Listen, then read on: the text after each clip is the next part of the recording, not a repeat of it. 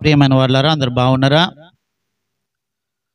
చాలామంది యేసు ప్రభు ఈ దేశానికి సంబంధించిన దేవుడు కాదు, ఏదో ఆ దేశానికి సంబంధించిన దేవుడు. కొంతమంది అమెరికా దేవుడు అంటారు, కొంతమంది ఇజ్రాయెల్ దేవుడు అంటారు, కొంతమంది ఇంకొక దేశం దేవుడు అంటారు, ఏదేదో అంటూ ఉంటారు. అసలు ఈ దేశానికి యేసు ప్రభుకి సంబంధం లేదన్నట్టుగా మాట్లాడుతూ ఉంటారు. కానీ యేసు ప్రభు ఈ దేశానికి దేవుడే కాదు, కానీ అసలు ఈ ప్రపంచమంతయు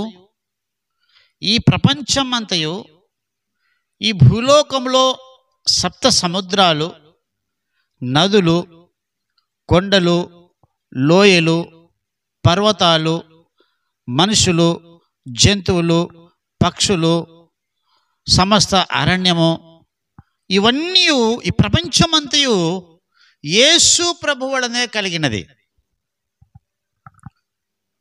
యేసు ప్రభు వలనే ఈ ప్రపంచం కలిగినది. పరిశుద్ధ బైబిల్ గ్రంథం చెప్తున్నటువంటి మాట ఇది. హెబ్రీయులకు రాసినటువంటి పత్రిక 1వ అధ్యాయము 2వ వచనం మనం ధ్యానం చేద్దాం. ఈ దినముల అంతమందు కుమారుని ద్వారా మనతో మాట్లాడాను. అంటే దేవుడు యేసు ప్రభు ద్వారా మనతో మాట్లాడుతున్నాడు. ఆ తర్వాత ఇంకో విషయము, ఆయన ఆ కుమారుని సమస్తమునకు వారసునిగా నియమించిన. అంటే ఆ కుమారుడు అంటే యేసుక్రీస్తు ప్రభుని అన్నిటికీ ఆయనే వారసుడు. తర్వాత ఇంకొక విషయం, మూడో విషయము, ఆయన ద్వారా ప్రపంచములను నిర్మించేను. ప్రపంచములు అంటే యుగములను. ఇక్కడ దాని అర్థం ఉంటుంది, ప్రపంచములు అంటే యుగములు. అంటే ఈ యుగములన్నీ ఆయనే నిర్మించాను, ఈ ప్రపంచమంతము ఆయనే నియమించాను. అలాంటప్పుడు యేసు ప్రభు ఈ దేశానికి సంబంధించిన వాడు కాదు, ఆ దేశానికి సంబంధించిన వాడు, ఆ దేశానికి సంబంధించిన వాడు, అక్కడ వాడు, ఇక్కడ వాడు అని అనడంలో అర్థం ఏమైనా ఉండదా? ఒక్కసారి ఆలోచించండి. ఆయన వలనే ప్రపంచం కలిగినది కదా, ప్రపంచం మొత్తం ఆయనే ఉంటాడు. ఆయన లేని చోటు ఏమైనా ఉన్నదా? ఆయన సమస్తం సాధ్యం ఆయనకు.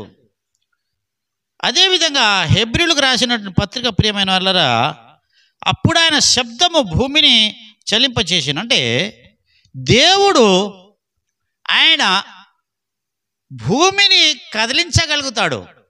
భూమిని కదిలించాడు కూడా. సీనాయి పర్వతము యూదులతో మాట్లాడినప్పుడు, ప్రియమైన వాళ్ళరా, నిర్గమకాండము మీరు 19వ అధ్యాయం 18వ వచనంలో చూసినట్టయితే సీనాయి పర్వతం మీద భూమి కదిలింది, పర్వతం కదిలింది. అయితే ఇక్కడ హెబ్రీయులకు రాసినటువంటి పత్రిక 12వ అధ్యాయం 26వ వచనంలో ఉంది, భూమిని చెలింపజేశాను, కానీ అప్పుడు నేను ఇంకొకసారి భూమిని మాత్రమే కాక ఆకాశమును కూడా కంపింపచేస్తున్నాను. అంటే దేవుడు భూమిని కంపింపచేస్తాడు, దేవుడు ఆకాశమును కంపింపచేస్తాడు. ఇది ఎవరి వల్ల సాధ్యం అవుతుంది?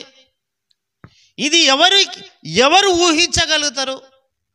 భూమిని కదిలించగలవాడు, ఆకాశమును కదిలించగలిగిన వాడు ఎవరు అంటే, భూమిని ఆకాశమును ఎవరైతే నిర్మించారో వారు మాత్రమే కదిలించగలుగుతారు. ఆయన నజరేయుడైన యేసుక్రీస్తు ప్రభువే. హల్లెలూయా. కాబట్టి నీవు నేను నమ్ముకున్న దేవుడు సామాన్యమైన దేవుడు కాదు. యేసుక్రీస్తు ప్రభు సామాన్యమైన దేవుడు కాదు. ఆయన జీవం కలిగిన దేవుడు, ఆయన ఎల్లప్పుడూ జీవించే దేవుడు, ఆయన ఎల్లప్పుడూ కార్యం చేసే దేవుడు, ఆయన ఎల్లప్పుడూ కార్యం సఫలం చేసే దేవుడు. ఆయనకు సమస్తం సాధ్యము. యేసు ప్రభుకు ఈ లోకంలో, ఈ ప్రపంచంలో, ఆకాశంలో, భూలోకంలో, పాతాళంలో, సకల రాజ్యములను, సకల యుగములలోను ఆయనకు సమస్తం సాధ్యము. సాధ్యము. ఆయన ఏదైనా చేయగలుగుతాడు, ఏదైనా సాధించగలుగుతాడు. ఆయన ఆధీనంలోనే ఈ లోకం ఉన్నది, ప్రియమైన వల్ల. అలాంటప్పుడు ఆ దేవుడు మా దేశానికి దేవుడు కాదు, ఈ దేవుడు మా దేశానికి దేవుడు కాదు అని ఎట్లా చెప్తారు? పరిశుద్ధ బైబిల్ గ్రంథం చదివితే దేవునికి మహిమ ఏదో నువ్వు తెలుసుకుంటావు, దాన్ని అనుభవిస్తావు కూడా, ప్రియమైన వాళ్ళరా. హల్లెలూయా.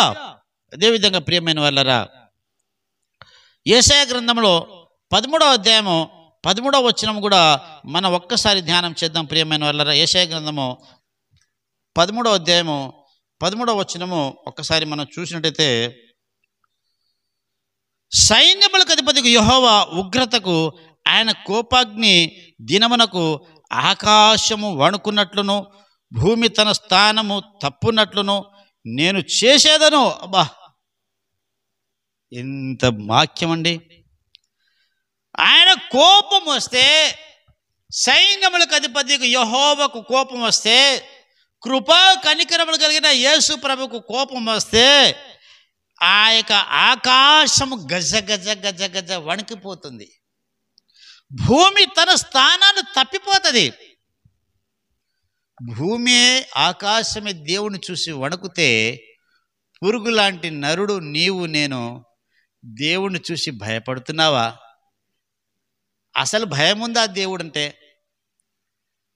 నీవు ఎన్నో దుష్ట కార్యాలు చేస్తున్నావు, ఎన్నో భ్రష్ట కార్యాలు చేస్తున్నావు, దేవునికి వ్యతిరేకంగా ప్రవర్తిస్తున్నావు, శరీరాశ లోకాశ జీవ డంబంలో మునిగి మునిగి మునిగి మునిగి తేలుతున్నావు. దేవుడు అంటే భయం ఉన్నదా?